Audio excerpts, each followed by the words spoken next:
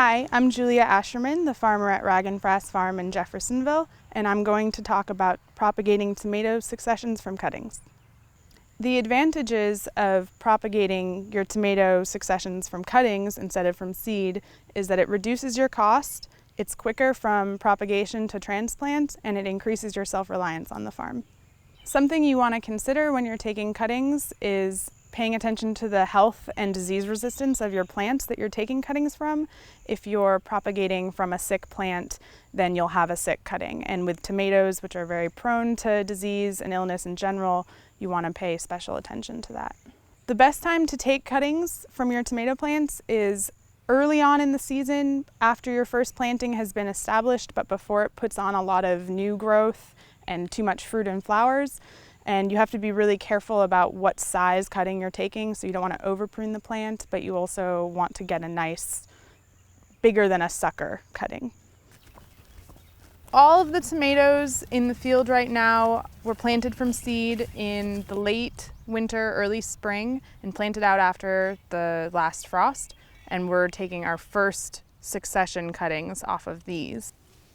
So I'm going to cut this one.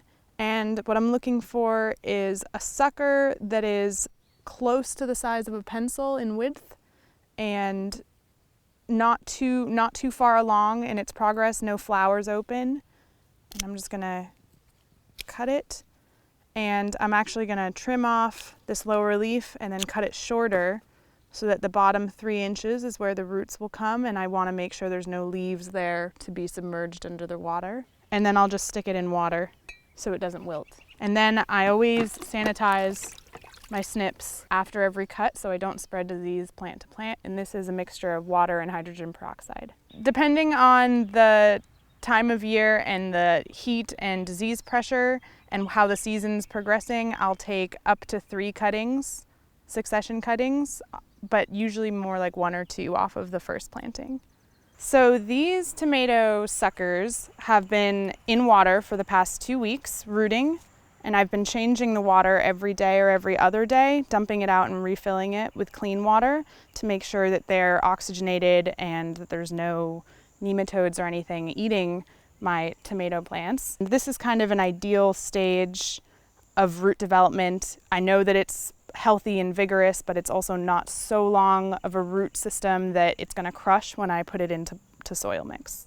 I mix my potting soil from almost equal parts compost, peat, vermiculite, and perlite. Perlite and vermiculite being 1 part.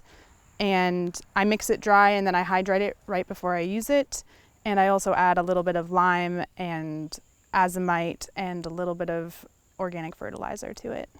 I have some moistened potting mix in a 4-inch pot, and I'm just going to make a hole, a nice deep hole, and put my cutting in there, and then I'm just going to press it down so it has good soil contact, and it's done. Once I've potted up my tomatoes, I'll put them in the greenhouse in a protected place away from direct sun, and I'll give them sort of an even moisture over the next 2 weeks.